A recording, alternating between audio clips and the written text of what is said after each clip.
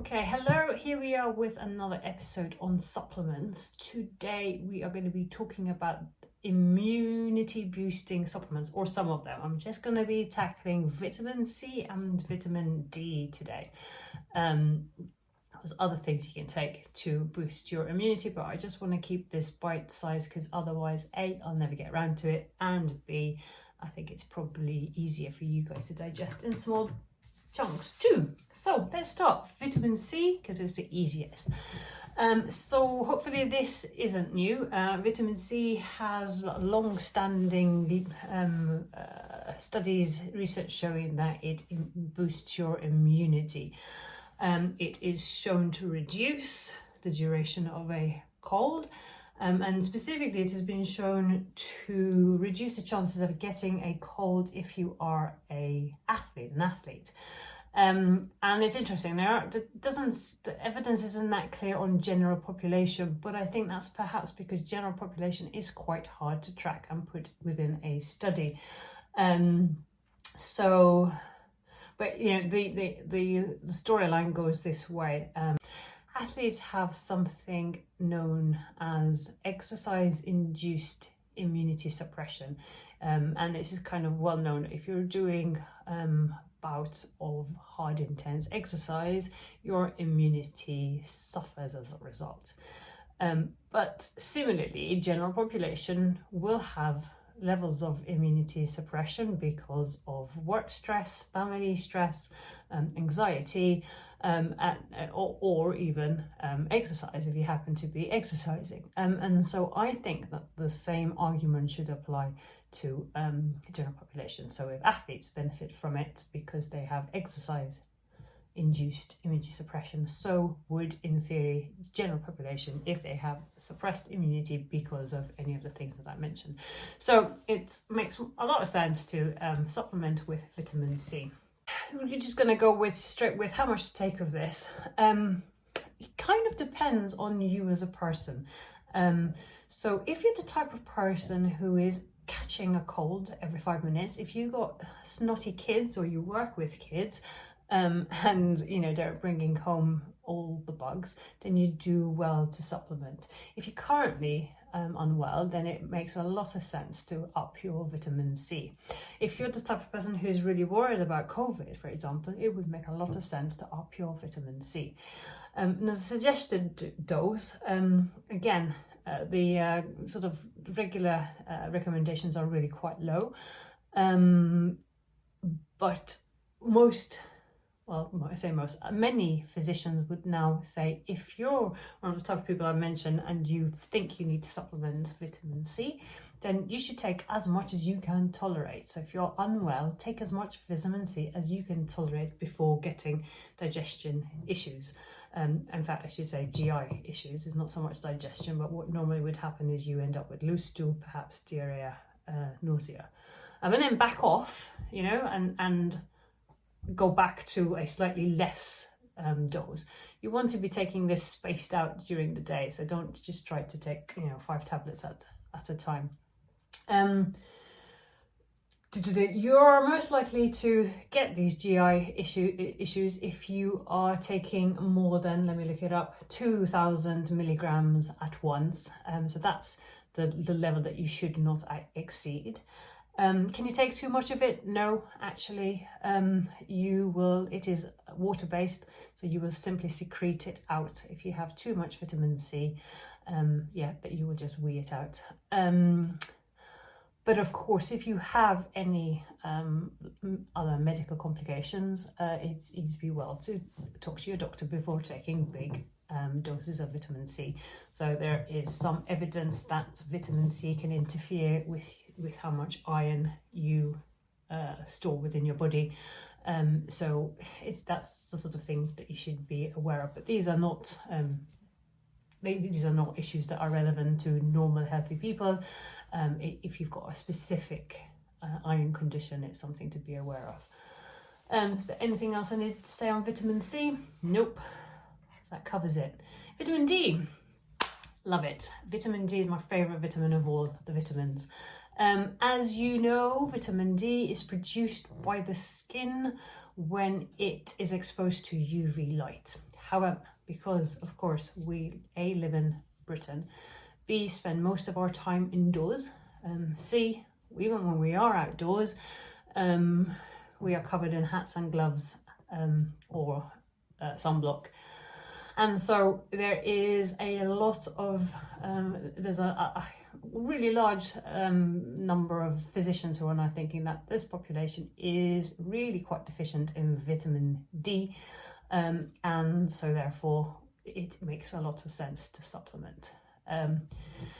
Just to hone in on this, so even as a really quite active person outside working all the time, I definitely do not get enough UV rays on my skin because there just is not enough in this part of the world. So unless you happen to live in the 37th, what is it called? 37th,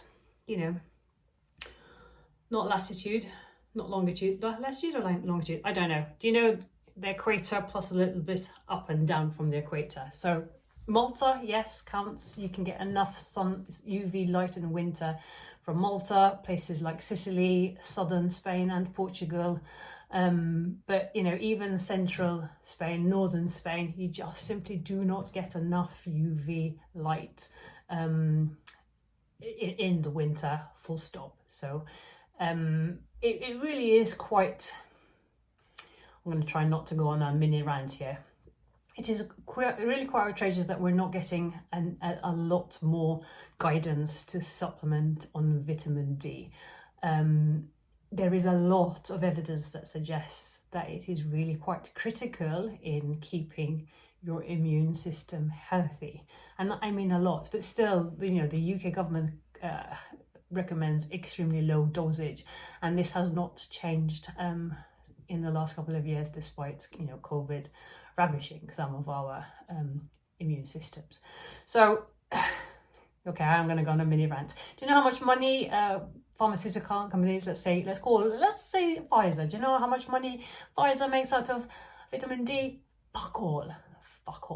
Do you know how much money is made out of vaccines? So much, 34 billion at the latest estimate.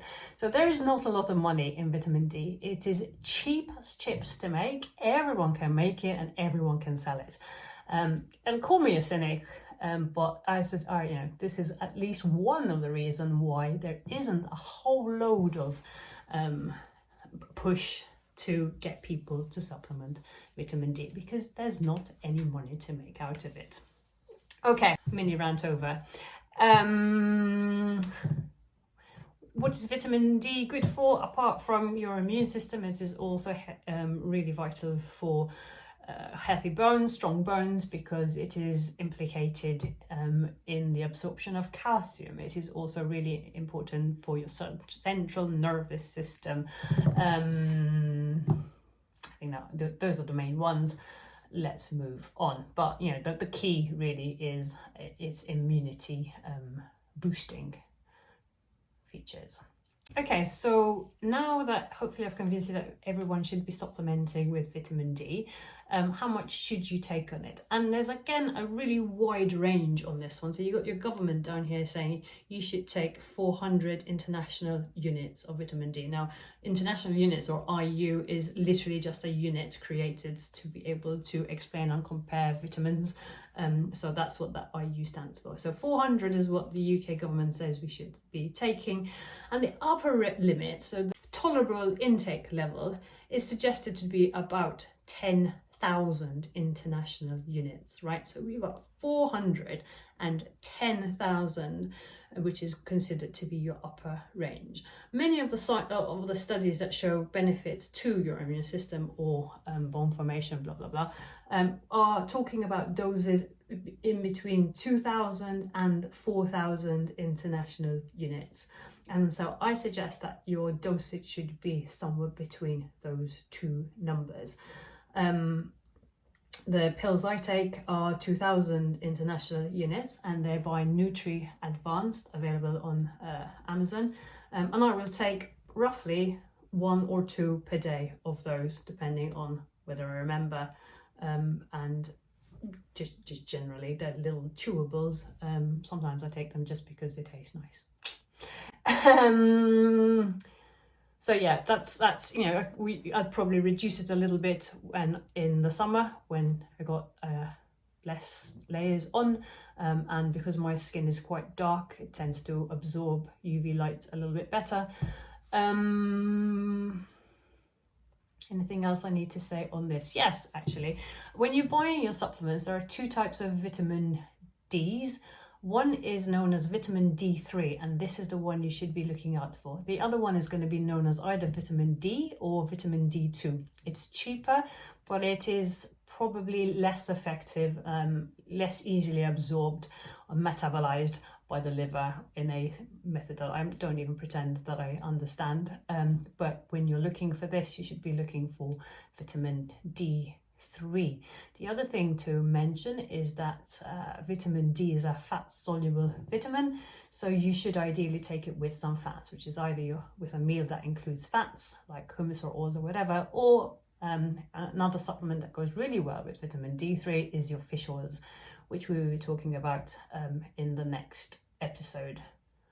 Okay, so there you go. Vitamin C and vitamin D3 to boost your immune functions. Cheap as chips, loads of options, and really don't worry too much about one versus the other. Pick a price point that you're comfortable with. I'll recommend some links, some brands, either in the comments or I'll post them up as I edit this. And there you go.